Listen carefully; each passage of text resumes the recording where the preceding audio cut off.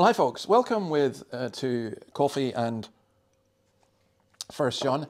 And boy, I record these just in a oneer, but every time I've started to do this, I've been interrupted. So I don't know. Maybe the devil's trying to say something. But we're looking at this wonderful letter, and you know, as we look at these things, I was kind of reluctant to say this to you, but I think I will. People tell preachers, televangelists, those who are going on to YouTube or on video, you know, and you smile at the camera and you're quite perky and, you know, come across as joyful and cheerful. But what if you don't feel joyful and cheerful? What if you're tired? What if you're a bit flat? What if you're a bit discouraged? Do you just not do it? Or do you fake it? No, I think actually for me, because that's what I am at the moment, just not been a great couple of days, to be honest. But that's what I need the Word of God even more. And especially this. 1 John 1. That which was from the beginning, which we've heard, which we've seen with our eyes, which we've looked at and our hands have touched. This we proclaim concerning the word of life. See, I'm feeling a lot about death just now. I feel we live in a culture of death. I've been writing about abortion quite a bit and just written an article on euthanasia. I'm visiting people who are dying. I'm conscious of my own weakness. I'm conscious of the need for life. And this is the word of life. And this is Jesus is the word of life.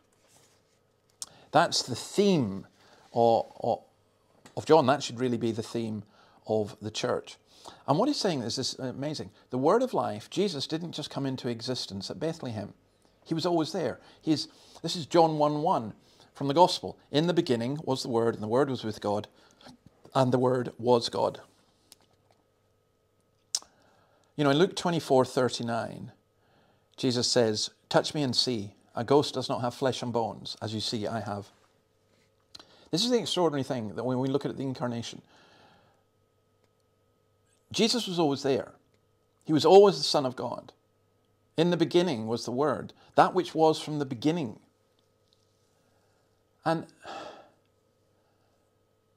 yet we could see him, we could touch him.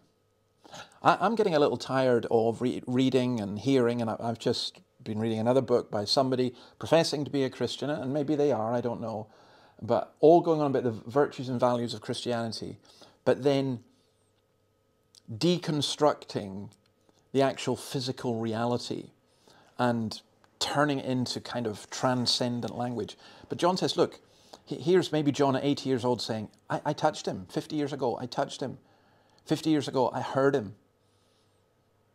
You know, and I'm telling you about him. And some, you might say, well, that's not enough for me. I need to see Jesus myself. No, you don't.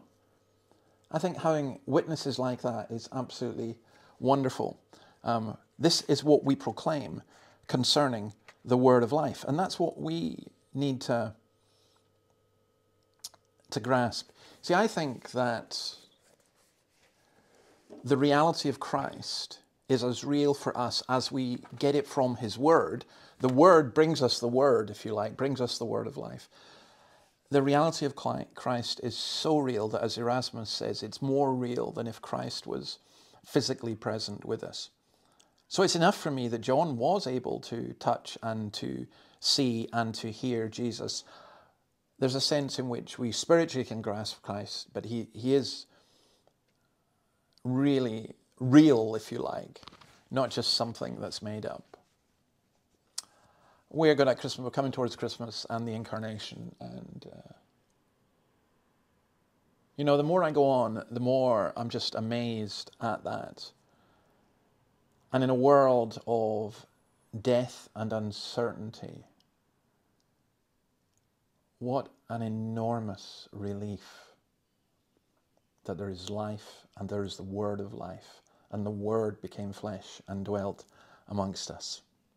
So we shall return tomorrow to look at some more of this, and I see I've already broken my rule about 3 minutes, but we did it in 5. All right, folks, see you tomorrow. Bye.